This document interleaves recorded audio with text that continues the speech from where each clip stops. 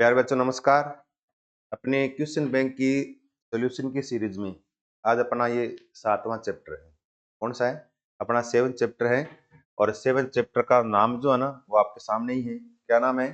जीव जनन कैसे करते हैं। क्या नाम है? जीव जनन कैसे करते हैं, यानी रिप्रोडक्शन कैसे करते हैं जितने भी हैं लिविंग वर्ड।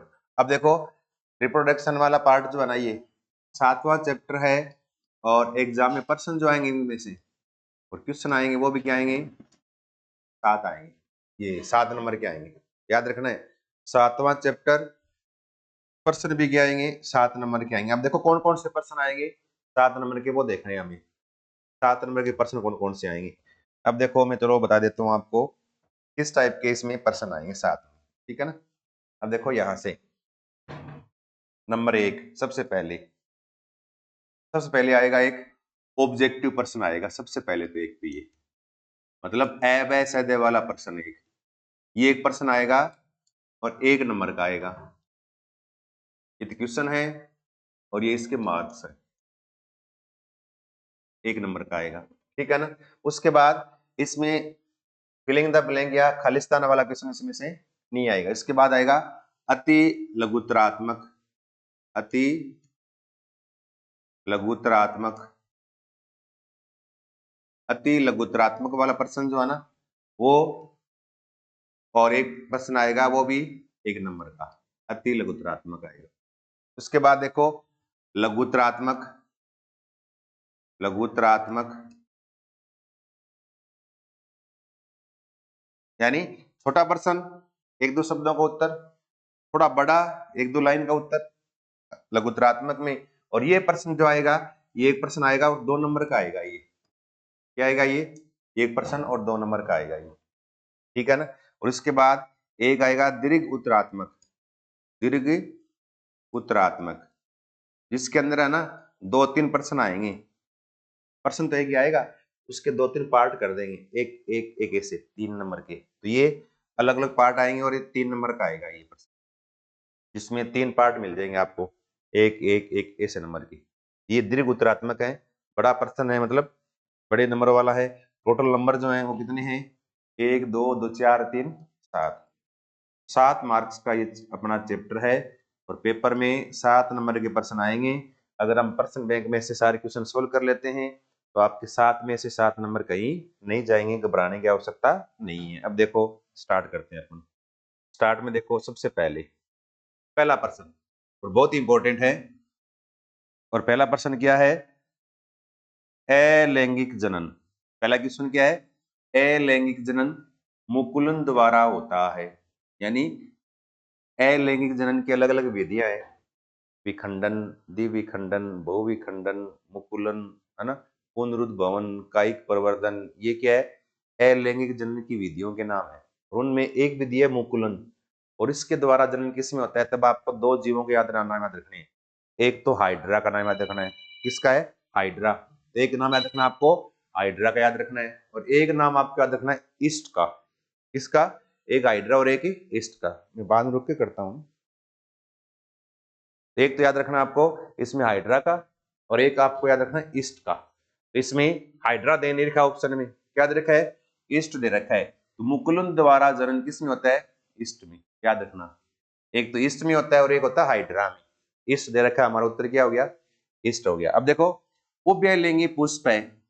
उभयलिंगी इसको बोल सकते हो आप द्विलिंगी पुष्प। क्या बोल सकते हो इसको? द्विलिंगी। तो अब एक होता है पुष्प एक लिंगी और एक होता है द्विलिंगी या बोलते उभयलिंगी। एक लिंगी का मतलब वे पुष्प जिनमें केवल एक ही प्रकार के जनन अंग हो, या तो नर वाला हो या मादा वाला हो। अगर नर वाला है तो नर पुष्प कहलाएगा, मादा वाले भाग है तो मादा पुष्प कहलाएगा। अलग अलग हो तब तो एक लिंगी बोलते हैं, यानी एक ही लिंगी उसमें उपस्थित है। दूसरा, अगर दोनों साथ हो, नर वाला पार्ट भी है और मादा वाला भी है, उसको बोलते हैं द्विलिंगी या दो लिंगी। दो अलग अलग दोनों हैं इसके अंदर। और एक है या इसको बोलते हैं उभयलिंगी, जिसमें दोनों प्रकार के जनन अंग पाए जाए उनको बोलते हैं उभयलिंगी या द्विलिंगी। और द्विलिंगी के अंदर गुड़ल भी द्विलिंगी है और सरसों वाला भी क्या है? द्विलिंगी है। दोनों द्विलिंगी है ये, यानी उभयलिंगी है। हमारा उत्तर क्या हो गया? ये वाला, एक और दो दोनों, तो दोनों ही है इसमें। गुड़हल भी है और सरसों भी है, दोनों ही क्या है, उभयलिंगी या द्विलिंगी पुष्प के उदाहरण है। इसके बाद देखो अगला प्रश्न, मानव में निषेचन की क्रिया मादा जनन तंत्र के किस भाग में संपन्न होती है?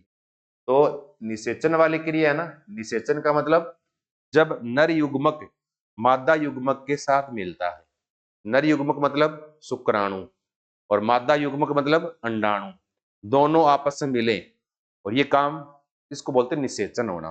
और ये काम कहाँ होता है, ये होता है मादा यानी महिला के शरीर में, और महिला के शरीर में कहाँ होता है, ये मादा जनन तंत्र में, और वहां पर एक पार्ट है उसका नाम होता है अंडवाहिनी।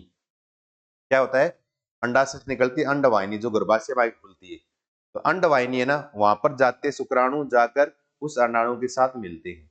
तो अंडवाहिनी में क्या होता है, निषेचन वाली क्रिया। ऑब्जेक्टिव वाला प्रश्न लिखा है मैंने, हो सकता है एग्जाम में आपसे 1 नंबर का अति लघुतरात्मक प्रश्न पूछ ले कि मनुष्य में निषेचन क्रिया होती है, तब ये आपको ऑप्शन ना दें, सिर्फ आपको नाम आपको याद रहो, तब उत्तर लिख देंगे हम अंडवाहिनी। तो कहाँ होती है ये, मानव में निषेचन क्रिया मादा के शरीर में कहाँ होती है, अंडवाहिनी में निषेचन वाली क्रिया होती है, ये याद रखना है, ठीक है ना। उसके बाद देखो अगला प्रश्न अपना चौथा, 4 नंबर,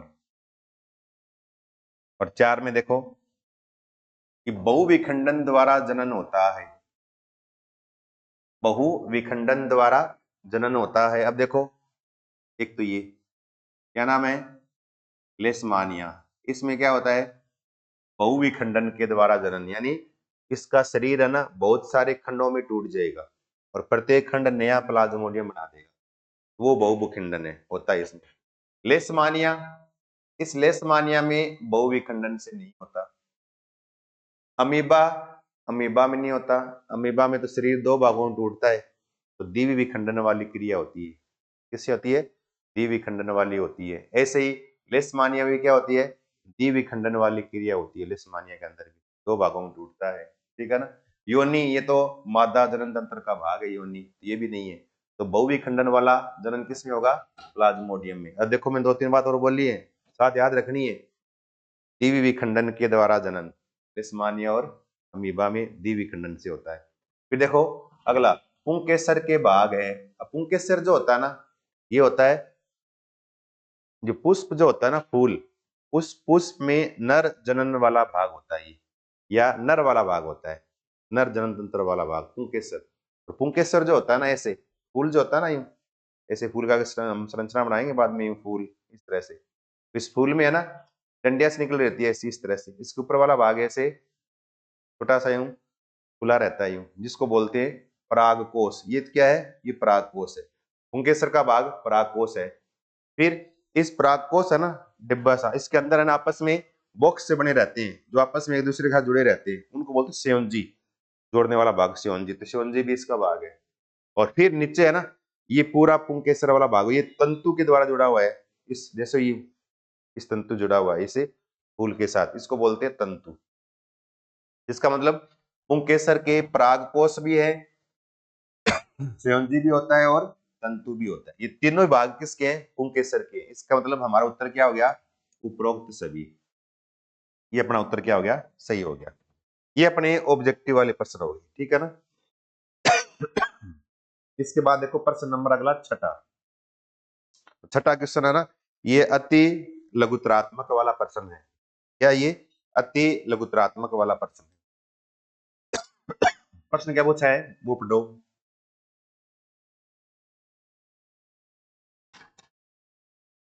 देखो क्वेश्चन क्या लिखा है, क्या लिखा हुआ है कि माँ के,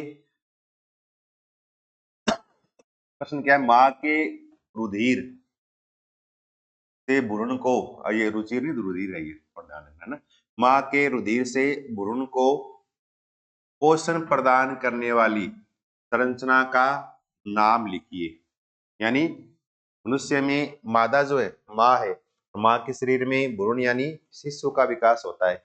तब देखते हो ना जब बच्चा जन्म लेता है तब बोलते नाड़ियों काटियो नाड़ियों, अपने सुंडी वाला भाग, उसको नाभि बोलते हैं, है ना। यहाँ पर है, यहाँ से हम जो है ना वो माता के साथ जुड़े रहते हैं, तो जिस संरचना जुड़े रहते हैं माँ के साथ, क्योंकि पेट के अंदर हमें खाना या पोषण मिलेगा जिससे हम बचे हुए हैं, वो किससे मिलता है? माँ के रुधिर के थ्रू मिलता है। और वो किससे होता है? माँ का शरीर और बच्चे का शरीर आपस में एक संरचना के द्वारा नाभि से जुड़ा रहता है, नाभि के साथ में, उसको बोलते हैं अपरा। हिंदी में क्या बोलते हैं? अपरा। अपरा। और इंग्लिश में क्या बोलते हैं? प्लेसेंटा। कई बार इंग्लिश का नाम हिंदी में लिखा हुआ आता है ऐसे, प्लेसेंटा। याद रखना ये। तो माँ के रुधिर के साथ, है ना, या माँ के रुधिर से भ्रूण को पोषण प्रदान करने वाली संरचना का नाम बताइए। क्या लिखोगे? अपरा या प्लेसेंटा के द्वारा क्या है? बच्चे को पोषण प्राप्त होता है। फिर देखो, एड्स का पूरा नाम लिखिए। पूरा नाम। अब एड्स का पूरा नाम क्या है? ए मीन्स एक्वायर्ड। एक्वायर्ड। आई मतलब इम्यूनो। इम्यूनो। डी मतलब डेफिशिएंसी। इफिशियंसी। और एस मतलब syndrome. Acquired immuno deficiency syndrome. Acquired immuno deficiency syndrome AIDS का पूरा नाम है। और एड्स का वायरस होता है ना, उस वायरस को क्या बोलते हैं? HIV virus. HIV बोलते हैं इसको। तो इसका पूरा नाम क्या है? Human immuno virus. एड्स का वायरस होता है ना, उसको बोलते हैं HIV बोलते हैं। एड्स के वायरस का नाम HIV है। और इस HIV का पूरा नाम क्या है? Human immuno virus. ह्यूमन, ठीक है ना, human immuno, human immuno virus. आप लिख लो कॉपी में चाहिए, ठीक है ना। HIV एड्स के वायरस का नाम है। फिर देखो, भ्रूण का विकास कहाँ होता है? अगला 8वां प्रश्न क्या लिखा है कि भ्रूण का विकास कहाँ होता है? और भ्रूण का विकास जो है ना, मतलब जब बच्चा है ना, महिला प्रेग्नेंट हो जाए, उसके बाद बच्चा जो है उसका विकास महिला के पेट में कौन से भाग में होता है? वो होता है मादा जनन तंत्र का भाग है। और उसका नाम क्या बोलते हैं? गर्भाशय। बोलते हैं बच्चादानी। क्या बोलते हैं? बच्चादानी, जिसको क्या बोलते हैं? गर्भाशय बोलते हैं। नाम क्या विज्ञान में इसका? यानी यूट्रस, यानी गर्भाशय। कहाँ होता है ये? गर्भाशय में, यानी यूट्रस में होता है, ध्यान रखना। ठीक है। उसके बाद देखो अगला 9वां प्रश्न। और अपना 9वां प्रश्न क्या है? स्वपरागण, सेल्फ पोलिनेशन, व परपरागण।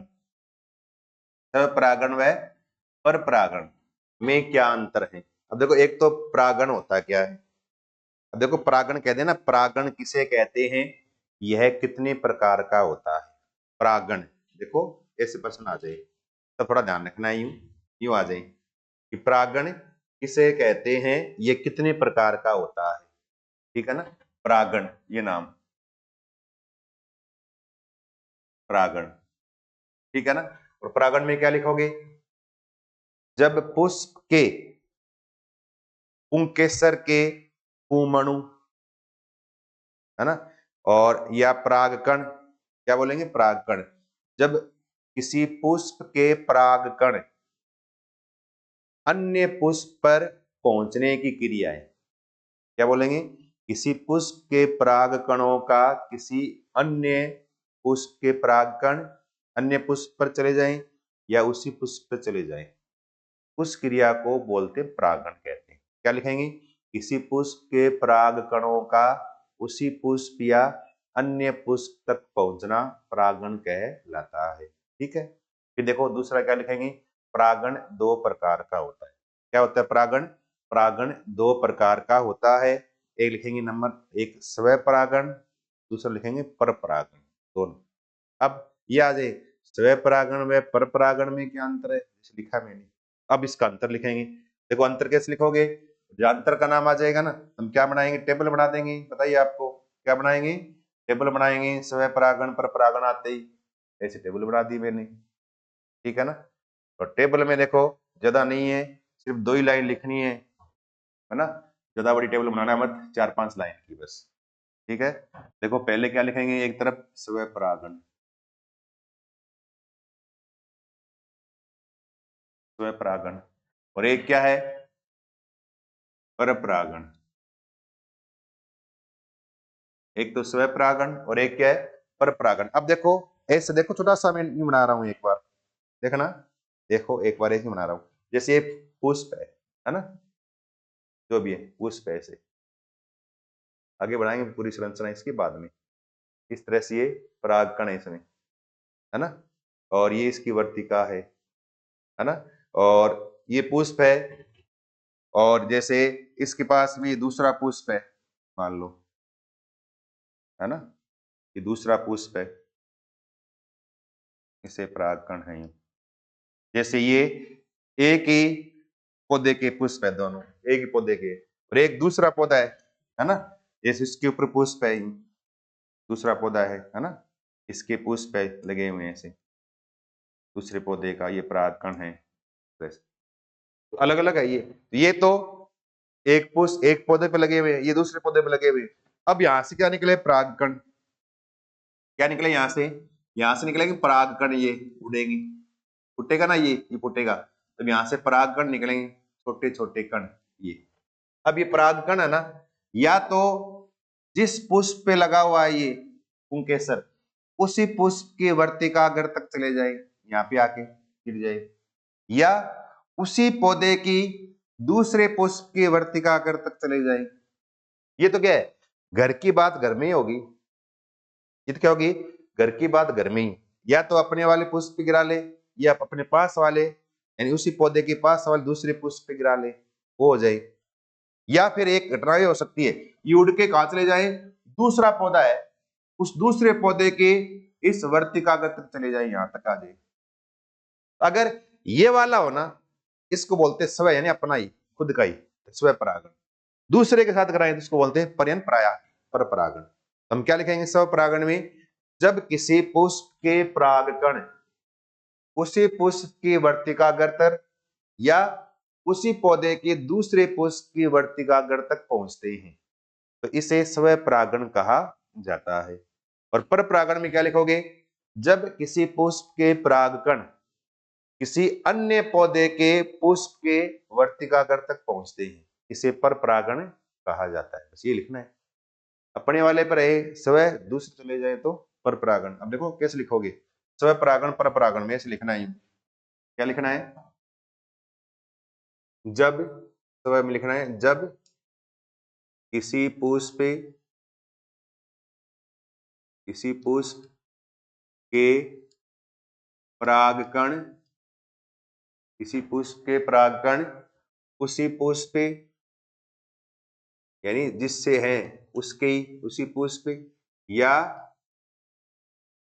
उसी पौधे के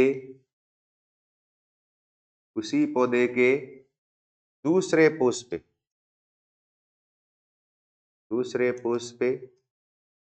की वर्तिकाग्र तक पहुंचते हैं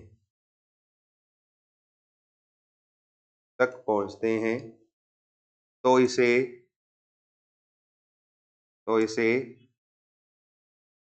स्व परागण कहा जाता है।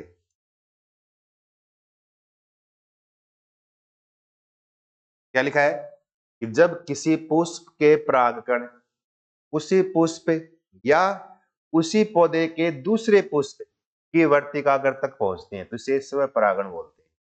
यानी उसी पौधे के ऊपर रहे तो वो तो स्व परागण, दूसरे पौधे पे चले जाए तो वो पर परागण। तो इसमें क्या लिखेंगे, जब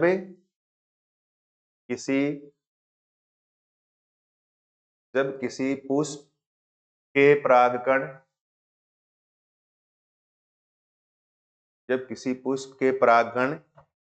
अन्य किसी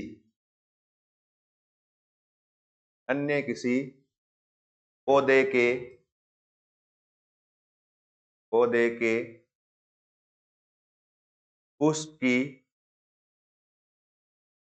के पुष्प की वर्तिकाग्र तक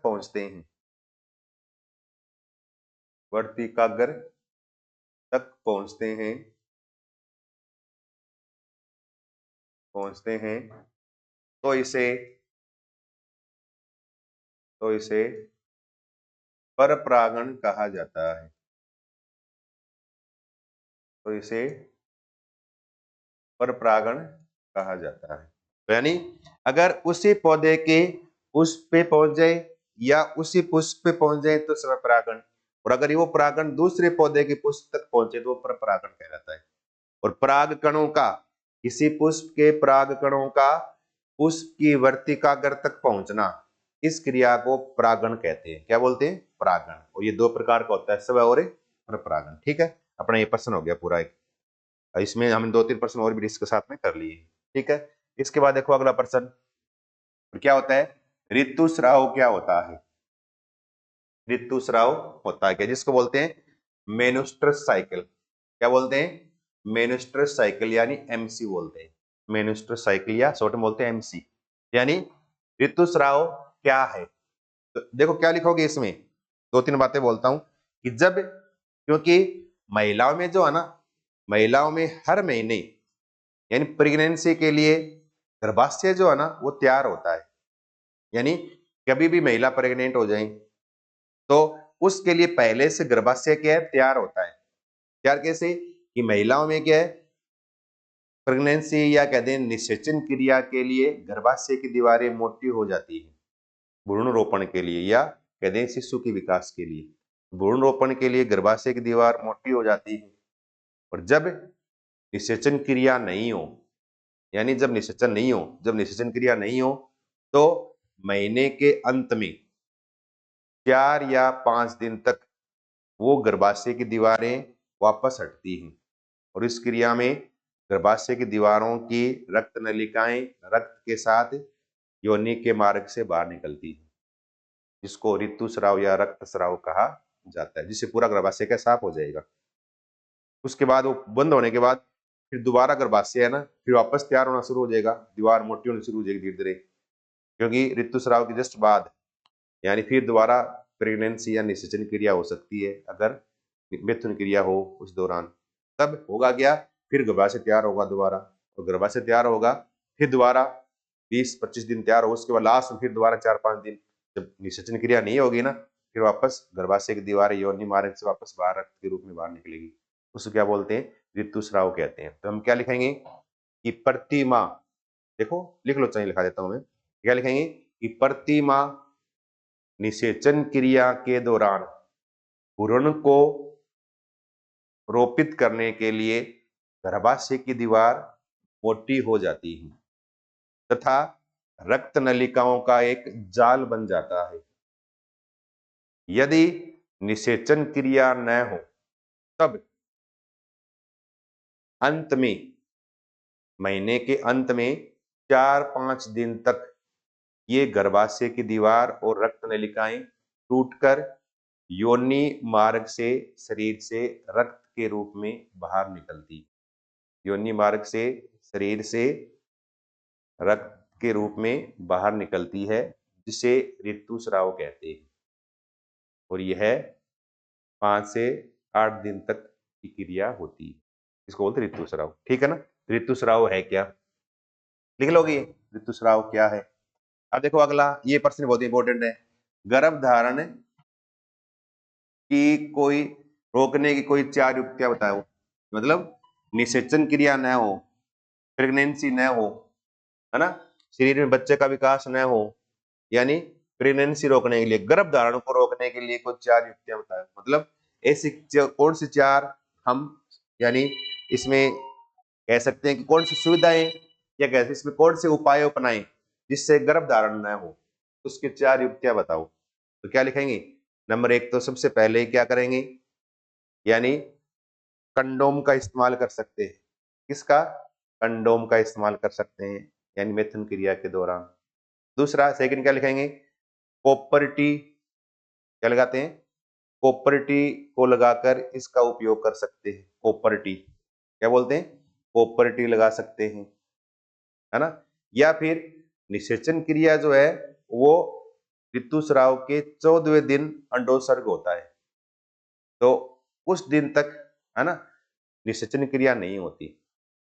उसके बाद अधिक संभावना यहाँ रहती है, इसलिए उसके बाद मिथुन क्रिया करें ना, तब थोड़ी सी सावधानियां बरतनी चाहिए। तो ये कुछ 2-4 मेन मेन है ना, ये थोड़ी सी आपको ध्यान रखनी है। कंडोम का इस्तेमाल करना है, कॉपर टी लगाना है, ठीक है ना, या फिर गर्भ निरोधक गोलियां भी ले सकते हैं, या फिर शल्य क्रिया के द्वारा इसको रोका जा सकता है। इस तरह से इसकी उपाय लिख लिया। तो गर्भधारण रोकने की 4 युक्तियां ये, ठीक है। इसके बाद देखो अगला 12वां, प्लेन एरिया में पुनरुद्ध भवन को सचित्र समझाइए।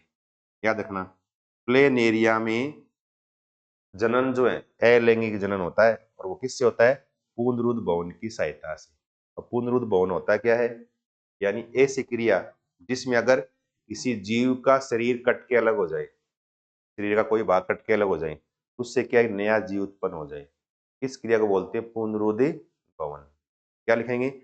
जब किसी जीव के शरीर का कोई भाग टूटकर अलग हो जाए और वह पुनः नए जीव का निर्माण कर ले, इस क्रिया को पुनरुद्ध भवन कहते हैं।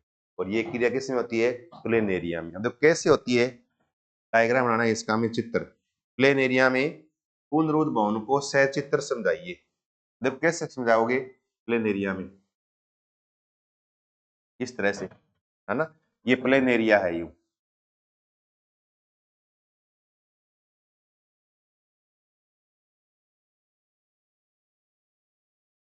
इस तरह से, है ना, ये प्लेन एरिया है। क्या है ये प्लेन एरिया,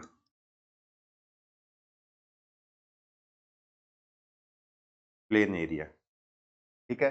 इसको अलग अलग भागों में तोड़ देंगे, काट देंगे।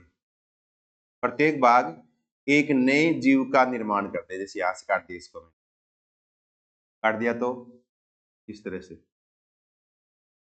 इसका एक भाग तो ये हो गया, है ना, इसका एक भाग ये हो गया, और इसका एक भाग लास्ट में ये हो गया। ये 3 भाग हो गए इसके, ठीक है ना। अगली अवस्था में ये तीनों भाग क्या करेंगे? 3 नए जीवों को क्या कर देंगे? निर्माण कर देंगे। प्रत्येक भाग से नया, वैसे के वैसे नया जीव बन, इस क्रिया को बोलते हैं पुनरुद्धि। इस तरह से नया क्या है? प्लेनेरिया बन जाएगा ऐसे,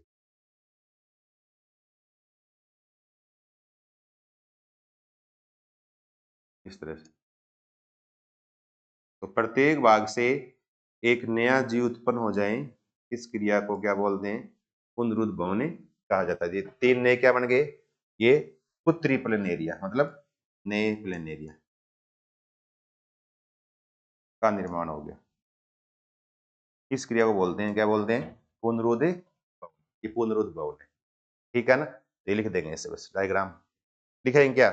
प्लेनेरिया के शरीर को काटकर अलग अलग करने पर प्रत्येक भाग एक नए जीव का निर्माण कर देता है। इस क्रिया को पुनरुद्ध भवन कहा जाता है। फिर नीचे डायग्राम बना देंगे, ठीक है।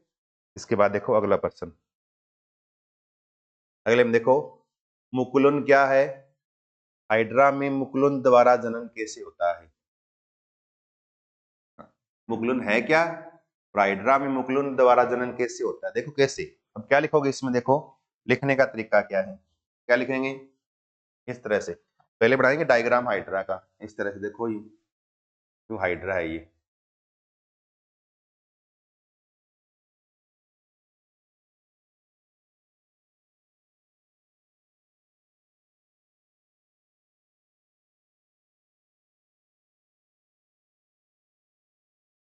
क्या है कि ये हाइड्रा है, ये हाइड्रा, ठीक है। अब हाइड्रा जो है ना, इस हाइड्रा में क्या है? इसके शरीर के साइड वाला भाग जो है ना, इस भाग से छोटी सी एक गांठ के रूप में संरचना बाहर निकलती है, जिसको बोलते हैं मुकुल। क्या बोलते हैं इसको? इसको बोलेंगे मुकुल। और इसके द्वारा होने वाला जनन कहलाता है मुकुलन, जैसे ही, है ना। और ये मुकुल जो है ना, ये बना मुकुल, बड, बडिंग बोलते हैं, बडिंग रिप्रोडक्शन, इसको बड बोलते हैं ना, मुकुल, ये मुकुल बन गया। और ये मुकुल जो है ना, ये बड़ा होकर के है, यानी ऐसे ही हाइड्रा का निर्माण कर देगा बड़ा तरह से, बड़ा और बड़ा हो गया, है ना, इस तरह से। इसके ऊपर भी ऐसे संरचनाएं बन गई, इस तरह से। और अगली अवस्था में इससे अलग हो जाएगा, ये अलग कर दे। ये तो पुराने वाला हाइड्रा है ही, जो पहले था, है ना, इस तरह से। इस तरह से पुराने वाला हाइड्रा, साथ में क्या बन गया है कि नया हाइड्रा बन गया है इसे।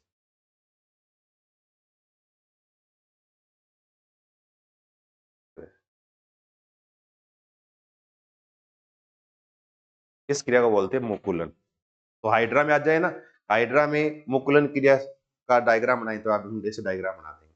ठीक है, ये मुकुल है, बड़ा होकर हाइड्रा का निर्माण कर दिया। अब लिखेंगे क्या, देखो ऐसे क्या लिखेंगे कि हाइड्रा में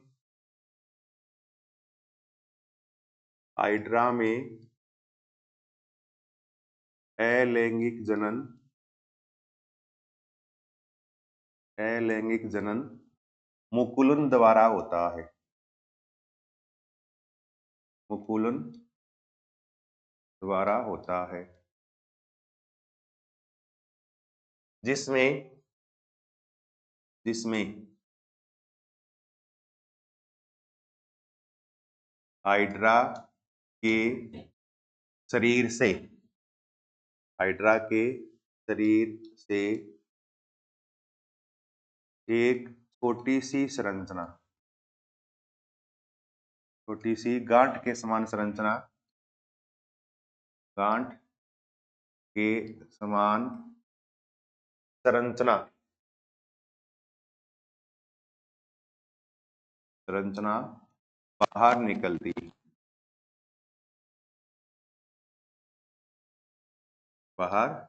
निकलती है, जिसे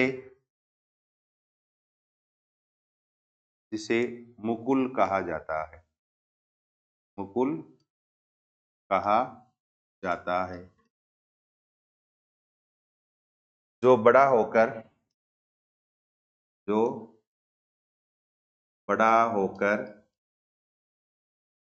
हाइड्रा से अलग होकर हाइड्रा से अलग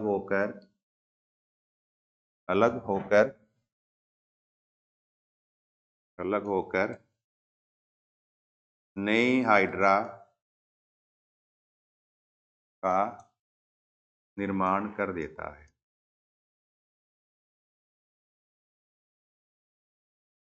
इस क्रिया को मुकुलन कहते हैं। इस क्रिया को मुकुलन कहते हैं, ये आपको लिखना है। ठीक है ना, हाइड्रा में जनन मुकुलन से होता है, ये आ जाए। मुकुलन से जनन किस में होता है, हाइड्रा में होता है, डेस्मानिया में होता है, ये इसमें ईस्ट में होता है ना। मुकुलन जनन किस में होता है, हाइड्रा में और ईस्ट में होता है। हाइड्रा में जनन किस विधि से होता है, चित्र बनाइए, चित्र बना सकते हो आप, है ना। मुकुलन से होता है, ये डायग्राम बना देंगे। या हाइड्रा में मुकुलन द्वारा जनन सचित्र बताइए, चित्र बना के 2-4 लाइनें आपको लिखनी है। ठीक है ना, कर सकते हो ना। ये तो है मुकुलन द्वारा जनन, यहां तक। इसके बाद देखो अगला अगला क्या है, यौनारंभ के समय मानव नर व मादा में होने वाले 4 परिवर्तन लिखिए, है ना। कि नर में यौन अवस्था प्रारंभ होती है, तब पुरुष में कौन से लक्षण आते हैं और मादा यानी महिला में कौन से लक्षण आते हैं, इसको आप लिख सकते हो। ठीक है ना, देखो ऐसे लिख सकते हो, जिनको बोलते हैं द्वितीयक गौण लैंगिक लक्षण। क्या बोलते हैं, द्वितीयक गौण लैंगिक लक्षण बोलते हैं, याद रखना। महिला व पुरुष में यौनारंभ के समय प्रकट होने वाले लक्षण द्वितीयक गौण लैंगिक लक्षण कहलाते हैं, जो निम्न है। कौन कौन से हैं, देखो। अब देखो टेबल बना देता हूं मैं आपको, पुरुष और महिला दोनों के लिए, इस तरह से। एक साइड में तो क्या है पुरुष का, एक साइड में महिला का। देखो यहां नर यानी पुरुष, दूसरा मादा यानी महिला। अब देखो पुरुष में कौन कौन से लक्षण आते हैं। नंबर 1, पहला पहला नंबर 1, आवाज का भारी होना।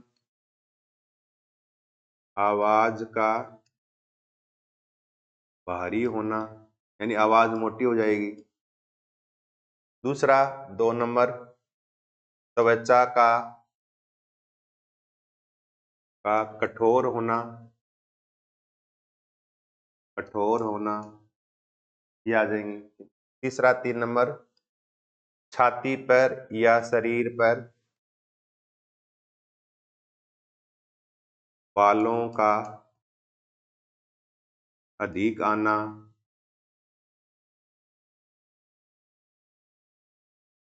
चौथा दाढ़ी मूछें आना, मूछों का आना, ऐसे। पांचवा महिला या मादा की तरफ आकर्षित होना, मादा की तरफ ही आकर्षित होना। ये सारे क्या है? द्वितीयक गौण लैंगिक लक्षण किसमें है? नर या पुरुष में। मादा या महिला में कौन से होंगे इसके अंदर? आवाज का, इसको उल्टा लिखना है नर का, आवाज का पतला होना या मधुर होना, ठीक है ना। नंबर 2 त्वचा का कोमल होना,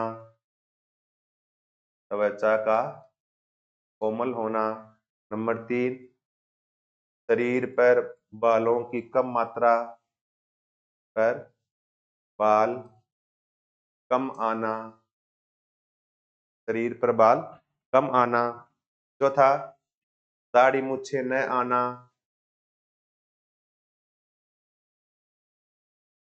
मूछे न आना।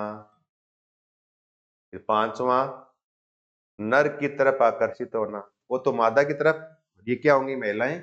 नर यानी पुरुष की तरफ, नर की तरफ आकर्षित होना। ये लक्षण है। 4 लिख देना, 5 में से 4 कोई। ये क्या है? नर और महिला या नर या मादा में द्वितीयक गौण लैंगिक लक्षण है, या कह दे यौनारंभ के समय होने वाले परिवर्तन है। ये कर सकते हो। इसके बाद देखें अगला प्रश्न, और अगला में क्या है? देखो ये है निम्नलिखित प्रकार के जनन का एक एक उदाहरण दीजिए, यानी ये जनन किस किस के अंदर पाए जाते हैं, ठीक है ना। तो पहला है द्विवी विखंडन। पहला तो क्या है? द्विवी विखंडन। इससे जनन किस किस में होता है? याद रखना, ये घुमा के पूछ लें। याद है अमीबा व ईस्ट में जनन किस विधि से होता है? द्विवी विखंडन से। या द्विवी विखंडन विधि से जनन किस में होता है? 2 उदाहरण लिखो, तब नाम लिखनी है, ठीक है ना, एक ही बात है। तो याद रखना है द्विवी विखंडन के द्वारा एक होता है अमीबा में, अमीबा। तो और एक याद नाम याद कर लो आप, है ना, अमीबा। और एक याद कर लो इसमें लेशमानिया, लेशमानिया। इन दो में जनन है ना, वो किससे होता है? द्विवी विखंडन से, अमीबा और लेशमानिया। अगर ये आ जाए अमीबा व लेशमानिया में विखंडन या कहते हैं जनन किस विधि से होता है? द्विवी विखंडन से होता है। और अगर ये पूछ ले द्विवी विखंडन से जनन किस में होता है, उदाहरण लिखिए, तब आपको अमीबा और लेशमानिया। दूसरा देखो मुकुलन द्वारा, अभी लिखा हमने, मुकुलन द्वारा जनन किस में होता है? एक तो हाइड्रा में और एक होता है ईस्ट में। दोनों नाम याद रखने। मुकुलन द्वारा जनन किस में होता है? हाइड्रा और ईस्ट में क्या है? मुकुलन विधि के द्वारा क्या है? जनन होता है, ध्यान रखना। फिर देखो बहुविखंडन के द्वारा जनन किस में होता है? याद रखना है प्लाज्मोडियम में, इसमें प्लाज्मोडियम, याद रखना। ये किसमें होता है? प्लाज्मोडियम में जनन है ना, वो किससे होता है? बहुविखंडन से होता है, ध्यान रखना। ये कर लोगे ना ये इस तरह से,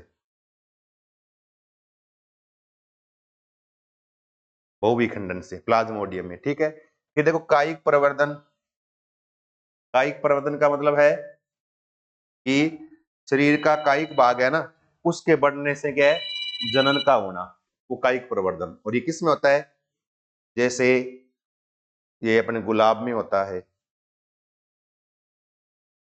कायिक प्रवर्धन है, शरीर का भाग काट के अलग करें और वो नया जीव बना दें। वो तो ऐसे पुनरुद्भवन भी है, लेकिन यहाँ कलम है तो गुलाब है। इसके अलावा याद रखना है एक ब्रायोफिल्म, ब्रायोफिल्म। और ब्रायोफिल्म है ना, इसकी पत्तियां है ना, पत्तियां, पत्तियों से नया पौधा बन जाता है। पत्तियों के अंदर क्या है? जनन क्रिया होती है, पत्तियों में जड़ निकलती है और नया पौधा बन जाता है। पूछ लेना पत्तियों से जनन किस में होता है? ब्रायोफिल्म में। और ये भी कायिक प्रवर्धन का एक प्रकार है, ठीक है। फिर देखो पुनरुद्ध भवन से जनन, और पुनरुद्ध भवन में इसका नाम याद रखना है प्लेनेरिया। डायग्राम भी बनाया पीछे हमने, इसका चित्र भी बनाया है, प्लेनेरिया किसमें होता है, प्लेन एरिया में। तो पुनरुद्ध भवन से जनन किसमें होता है, प्लेन एरिया में होता है, जिसका मतलब बोलते हैं ना जीव का शरीर कट के अलग हो जाए और वो पूरा शरीर है ना, ये कटा हुआ भाग वो पूरे नए शरीर का निर्माण कर दे, नए जीव का निर्माण कर दे, वो पुनरुद्ध भवन। बीजाणु जनन द्वारा बीजाणु बीजाणु का निर्माण हो, इसमें स्पाइरोगायरा वाला भाग है, कौन सा है, स्पाइरोगायरा वाला भाग है बीजाणु जनन में।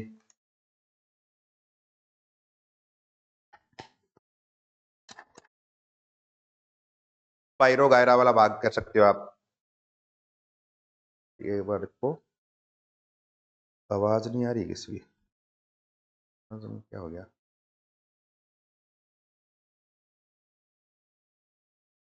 आवाज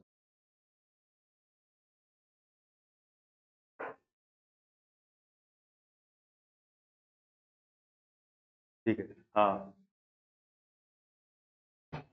तो पुनरुद्ध भवन द्वारा प्लेनेरिया, और बीजाणु निर्माण में एक है, इसमें राइजोपस भी लिख सकते हो आप, राइजोपस, क्या नाम है, राइजोपस। तो राइजोपस से क्या है, बीजाणु का निर्माण, ये राइजोपस में जनन बीजाणु के निर्माण से, तो बीजाणु बनते बहुत सारे, उससे क्या नया जीव बन जाता है। तो याद रखना द्विविखंडन विखंडन नाम याद रखना किसका, अमीबा और लेशमानिया। बहुविखंडन प्लाज्मोडियम, पुनरुद्ध भवन प्लेनेरिया, मुकुलन द्वारा हाइड्रा और इस्टमी, कायिक प्रवर्धन है, गुलाब है, ब्रायोफिल्म है जिससे पत्तियों से जनन होता है, बीजाणु निर्माण राइजोपस में, इस तरह से ये याद रखने छह, ये छह याद रखनी है, किस में किससे जनन होता है, बहुत इंपॉर्टेंट है, ध्यान रखना ये, ठीक है। इसके बाद देखो फिर अगला अगला सेकंड लास्ट क्वेश्चन है, वो अपना क्या है कि वर्तिकाग्र पर पराग कणों के अंकुरण को चित्र की सहायता से प्रदर्शित कीजिए। वर्तिकाग्र है ना, उस पर पराग कण का अंकुरण हो, नली बना के आपको डायग्राम बनाना है, कैसे देखो, इसके लिए चित्र बनाना है आपको एक, देखो ऐसे, इस तरह से, यूं, एक तो आपको बनाना है पहले प्लांट, प्लांट में ऐसे फ्लोर, फ्लोर के अंदर ऐसे वर्तिका, नीचे ये जायांग वाला भाग, ठीक है ना, और ये नीचे पुष्पासन वाला भाग, ठीक है ना, और इसका ये ऊपर वाला भाग है ना, तो बोलते हैं वर्तिकाग्र, ये वर्तिकाग्र वाला भाग है, ठीक है। और ये बाकी है ना इसमें, और ये इसमें जायांग वाले भाग है,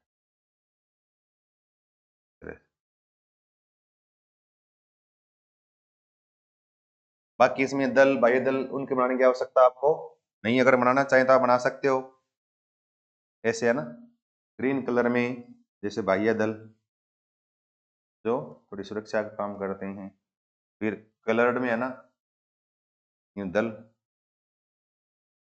जैसे दल,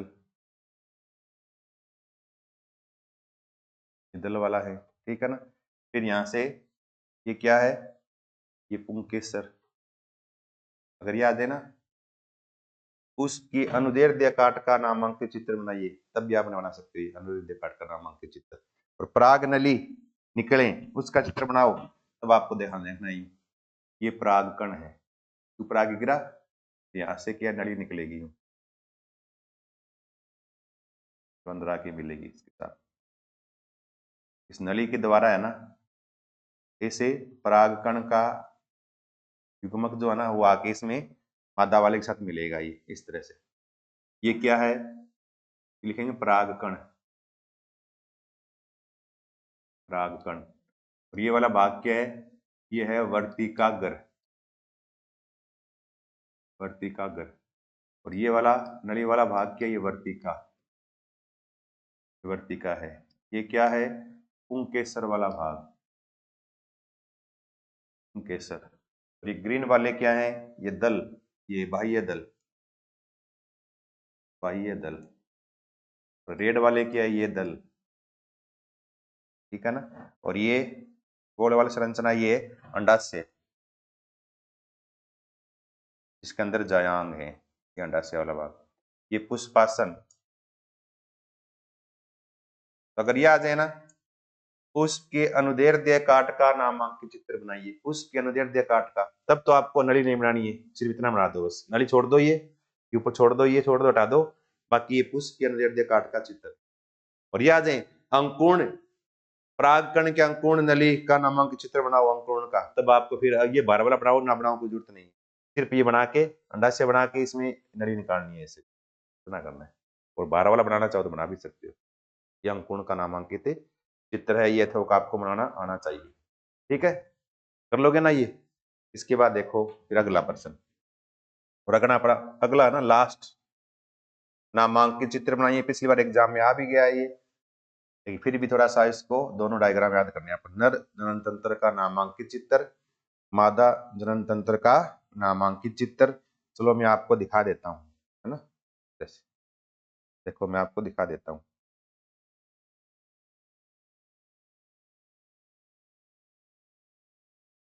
डायग्राम ऑफ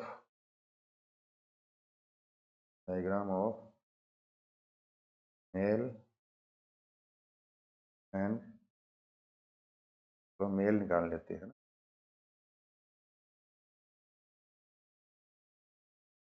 ये देखो, है ना, इस तरह से आप दिखा सकते हो। अगर चाहो तो आप ये डायग्राम बना सकते हो जो 8वीं क्लास में था, 8th में था, जैसे अभी 10th में इस तरह से डायग्राम वगैरह है, बना सकते हो आप, या फिर ये बना सकते हो इस तरह से। देखो थोड़ा बड़ा करके दिखाता हूँ साफ, देखो ये रहा,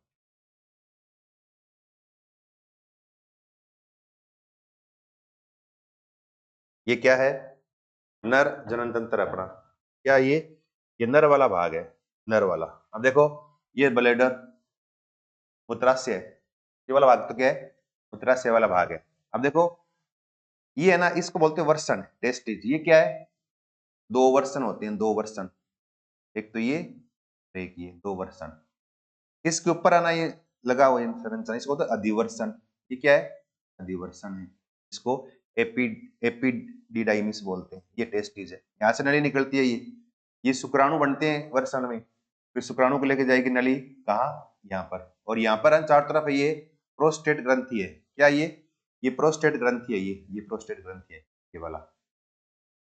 और ये जो है ना, यहाँ के नीचे है ना शुक्राशय में खुलेगा, क्या खुलेगा, छोटी थैली है उसमें खुले शुक्राशय, जहां पर शुक्राणु इकट्ठे होंगे। फिर ये मूत्र नलिका है ना, और फिर यहाँ इस मूत्र नलिका के साथ आगे मिल जाएगा ये, यहाँ पर छोड़ेंगे शुक्राणु।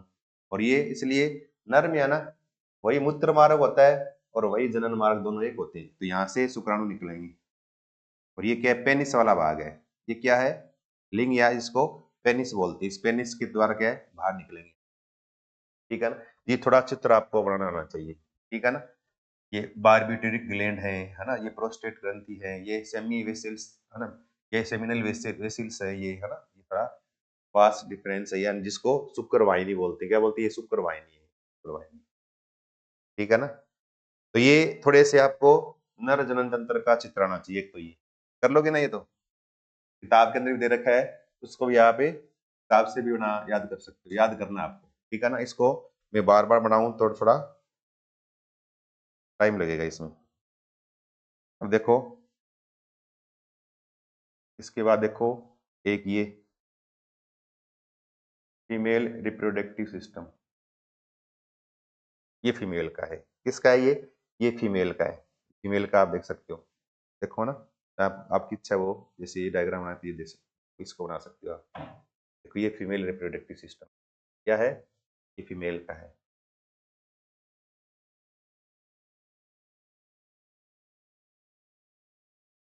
देखो ये फीमेल का है, ठीक है ना। अब देखो ये है ना, देखो ये क्या है, ये अंडाशय है, क्या ये अंडाशय, देखो ये अंडाशय है, ये वीडियो में थोड़ी, यहाँ अंडाशय है, ये आपको दिख नहीं रहा, व्हाइट है, ये अंडाशय है। फिर ये अंडवाहिनी बोलते फिलोपियन ट्यूब, ये अंडवाहिनी है, ये जहां से अंडा आगे जाता है, यहाँ से अंडा से निकलेगा अंडा, ये अंडवाहिनी से निकलेगा यहाँ। और यहाँ ये योनि है ना, ये इसको बोलते हैं वेजाइना योनि, यहाँ से शुक्राणु है ना, यहाँ से होते हुए यहाँ आते हैं, लिखा ना हमने, निषेचन वाली क्रिया कहाँ होती है, अंडवाहिनी, अंडवाहिनी, इधर भी अंडाशय और अंडवाहिनी है, तो 2 अंडाशय यानी एक जोड़ी अंडाशय यानी 2 अंडवाहिनी है, हर अंडाशय से निकलती है अंडवाहिनी। आगे आगे दोनों एक थैले में खुलती है जिसको बोलते हैं गर्भाशय। ये गर्भाशय है जहां पर भ्रूण का विकास होता है, ये गर्भाशय, ठीक है, यूट्रस गर्भाशय। ये ओवरी यानी अंडाशय। फिर यहाँ से ये सेर्विक्स है वाला भाग है ना, ये योनि वाला भाग। योनि यहाँ से फिर शुक्राणु होते हुए यहाँ निषेचन वाली क्रिया, फिर यहाँ पे आके है ना भ्रूण का विकास। यहाँ के जो निषेचित अंडा है निषेचन के बाद यहाँ की इसमें रुक जाएगा, रुकने के बाद है ना फिर क्या होगा, यहाँ पे फिर भ्रूण का विकास। फिर यहाँ पे क्या है, भ्रूण का विकास शुरू हो जाएगा। यहाँ पर क्या है, यहाँ पर भ्रूण का विकास, यहाँ बच्चे का विकास होगा यहाँ पे। फिर विकास होने के बाद योनि के द्वारा शरीर से बाहर निकल जाए। ये तो है क्या है, मादा जनन तंत्र का नामांकित चित्र है ये, ठीक है, कर सकते हो ना। नर का और मादा दोनों का हम देख लिया ये, ठीक है। ये नर जनन तंत्र और मादा जनन तंत्र का नामांकित चित्र बनाइए। ये आप डायग्राम इनका बना सकते हो, बुक में भी दे रखा है, आराम से देख के उसको याद करो। और नर का भी दे रखा है, उसको ढंग से याद करो। और एग्जाम के हिसाब से दोनों इंपॉर्टेंट है, पिछली बार भी आए थे, हो सकता है अभी की बार थोड़ा पूछ ले, तो या तो थोड़ा देखना, ढंग से देख लेना एक बार हल्का सा। बाकी अपने 16-17% करे है ना, ये बहुत सारी इंपॉर्टेंट। इनके साथ आप अपने अलग क्वेश्चन भी डिस्कस किए हैं। इसके अलावा इनमें हमने क्या अलग क्वेश्चन भी डिस्कस किए हैं, उनको थोड़ा सा आप ध्यान से पढ़ना और इन चैप्टर को ध्यान से देखना, इस वीडियो को ध्यान से देखना। यहाँ तक अपने 7 चैप्टर पूरे हो गए। क्या हो गया, अपने 7 चैप्टर पूरे हो गए, 6 और बचे हैं इसके बाद, ठीक है ना। इनको आप जितना हो सके ना आप इनको देखो, अपने साथ वाले बच्चों के पास ही भेजो, उनको बोलो कि इस चैनल को सब्सक्राइब कर ले, ताकि आगे जो वीडियो आए वो भी क्या है आप तक पहुंच जाए बिना किसी के कहने के। अगर आप सब्सक्राइब कर लोगे ना, उसके बाद जब भी डालूंगा वीडियो में आपके पास तुरंत नोटिफिकेशन आएगा कि वीडियो एडिट किया गया है, तो आप तुरंत उसको देख सकते हो। तो आप फिर वेट करने की आवश्यकता, ठीक है। ये आप चीजें करो और बच्चों तक पहुंचाओ, अधिक से अधिक आगे शेयर करना इसको, ठीक है। धन्यवाद।